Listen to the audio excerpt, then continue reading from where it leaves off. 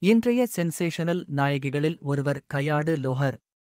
Dragon படத்தின் மூலம் ரசிகர்களின் மனதில் இடம் பிடித்துவிட்டார். அடுத்ததாக அதர்வாவுடன் இணைந்து இதயம் முரளி என்கிற திரைப்படத்தில் நடித்து வருகிறார். இந்த நிலையில் சமீபத்தில் ரிலேஷன்ஷிப் குறித்து நடிகை கயாடு லோஹரிடம் கேள்வி கேட்கப்பட்டது. இதற்கு சிரித்துக்கொண்டே கயாடு லோஹர் கூறிய பதில் தற்போது இணையத்தில் வைரலாகி வருகிறது. இன்றைய தலைமுறை புது வார்த்தைகளுக்கு புது அர்த்தங்களை கண்டுபிடித்து வருகிறார்கள். எனக்கு தெரிந்த ஷிப் என்றால் கப்பல்தான்.